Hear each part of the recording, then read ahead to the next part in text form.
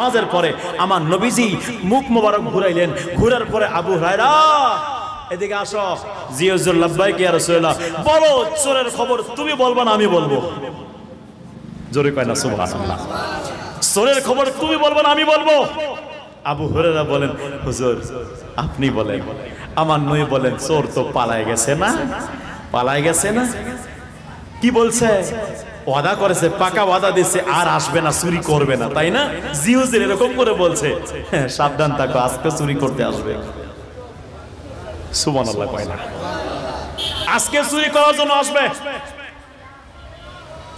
কি চুরি করতে আসবে? আবু হুরায়রাকে আমার নবী কিছু জাকাতের মাল, সদকার মাল দিয়েছেন তাকে রক্ষণাবেক্ষণ করার জন্য। আমার নবী বলছে, আবু হুরায়রা ভালো করে দেখিও। ভালো করে দেখতে গিয়ে এইবার চোর আসছে চুরি করার জন্য। চোর আবু হুরায়রার কাছে কান্তি ছিল। আবু হুরায়রা বাসায় সন্তান, স্ত্রী সন্তান সবাই অনাহারে আছে, এদের ক্ষুধার জ্বালা সহ্য করতে আমি না পেরে আমি চুরি করতে বাধ্য হয়েছি। আজকে জীবনে প্রথম চুরি করতে আসলাম, কিন্তু পারলাম না, ধরা খেয়ে গেলাম। আবু হুরায়রা আমারে ছেড়ে দাও, আর চুরি করতাম না। আবু হুরায়রা বড্ড মায়া চলে আসলো, ছেড়ে দিল। নবীজি এই কথাটা বলেন, আবু হুরায়রা চোরের খবর তুমি বলবা না আমি বলবো? আমার নবী বললেন, আবু হুরায়রা রে, বড় ওয়াদা দিয়েছে তোমাকে, তাই না? জি হুজুর, চিন্তা করো না, আজকেও চুরি করার জন্য আসবে। রাত হয়ে গেল। আবু হুরায়রা বলে,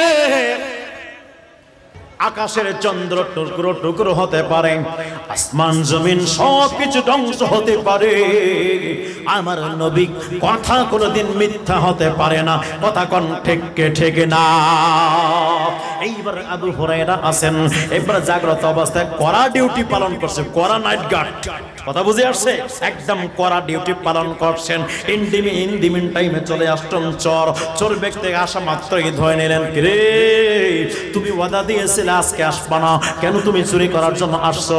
এইবার আবু হুরায়রা পায়ে পড়ে গেল, এই আবু হুরায়রা কোনো ব্যবস্থা করতে পারি না, সবাই অনাহারে ছটপট করছে, তাদের দুঃখ ব্যথা বেদনা দেখে আমি সহ্য করতে পারি নাই, আজকে আবার চুরি করার জন্য আসলাম, ছেড়ে দাও, আজকে পাকা ওয়াদা দিচ্ছি আর কোনোদিন চুরি করতে আসতাম না।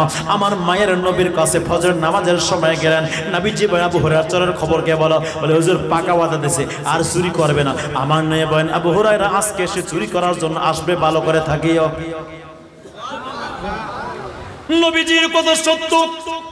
তৃতীয় দিনে চোর চলে আসলো, আসার পরে এইবার মায়ের নবী রাসূল পাক সাল্লাল্লাহু আলাইহি সাল্লামের ওই সাহাবী আবু হুরায়রা ডাক দিয়া বলে, চোর আজকে তোমারে ছাড়তাম না। চোর ডাক দিয়া বলে, ছাড়বা না ঠিক আছে, একটা ওজিফা শিখাই দেই তোমারে, কোনোদিন আর তোমারে কেউ ডিস্টার্ব করতে পারবে না। শোয়ার আগে যদি আয়াতুল কুরসি পড়ে শুইতে পারো রে, তাহলে তোমার জান, তোমার মাল, তোমার বাড়িঘর, তোমার জায়গা জমি, তোমার ব্যবসা প্রতিষ্ঠান সবকিছু আমার আল্লাহ পাকের হাওলায় হয়ে যাবে, কোনো কিছু চুরি হবে না। কথা বলেন ঠিক না? এই জন্য ব্যবসায়িক বাইরা রে, ব্যবসা প্রতিষ্ঠান দোকানপাট বন্ধ করে কি রাতের বাসায় শুয়ে পড়েন, একটা টেনশন থেকেই যায়, কি হবে আমার দোকান যদি চুরি হয়ে যায় কি হবে? এই জন্য শোয়ার আগে আয়াতুল কুরসি পড়বেন, পড়ার পরে আল্লাহর হাওলায় আপনার ব্যবসা প্রতিষ্ঠান করে দিবেন ইনশাআল্লাহ তাআলা। আমার আল্লাহ পাকের পক্ষ থেকে আপনার ব্যবসা প্রতিষ্ঠান হেফাজত করা হবে। চিৎকার করে বলেন না সুবহানাল্লাহ। আমার নবীজি ডাক দিয়ে বলে, আবু হুরায়রা চোরের খবর কি বলো? বলে হুজুর আশ্চর্য হয়ে গেলাম, এরকম চোর আমি জিন্দেগিতে তো দেখি নাই। কোন চোর দেখো নাই? বলো না বলো।